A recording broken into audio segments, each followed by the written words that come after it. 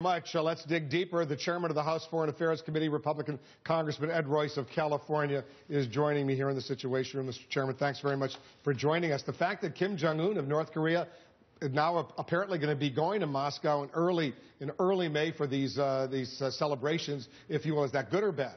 Well, it is bad, and we recently were in negotiations with representatives of the government of China that shared with us, and some of their think tanks also shared with us, the fact that even China has been very concerned about the direction Kim Jong-un has taken in terms of this acceleration of his nuclear weapons program. They've put pressure on North Korea, and yet here the Russians come in with a lifeline to Kim Jong-un at a time when even the Chinese are trying to get a more responsible behavior out of Kim Jong-un. You have a good idea what Vladimir Putin is up to right now? Because over the past year, since his annexation of Crimea, you see these war games that are going on. Latvia is a member of NATO, and if one NATO ally is attacked, all NATO allies are attacked.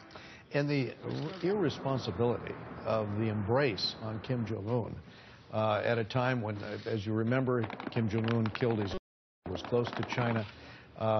Given this dictatorial rule and the arbitrary nature of it, it's making Putin look just as arbitrary to embrace a dictator like this.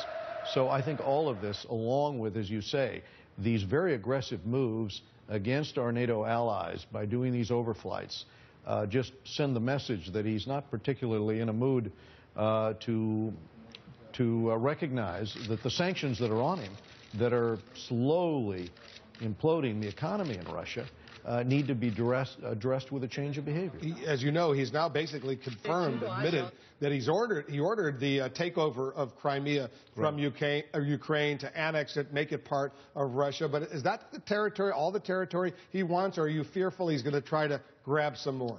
If you recall what he said at the celebration ceremony, it was that as a Russian, he viewed the Ukrainians as Russians. You can imagine how that's going down in Kyiv right now, because they do not view themselves. As I shared with you, I was in eastern Ukraine, and I talked with a lot of the Russian-speaking Ukrainians, and all across Russia, there is this attitude now as people begin to follow the dictator and listen to Putin that is very menacing for the people of Ukraine. Mr. Chairman,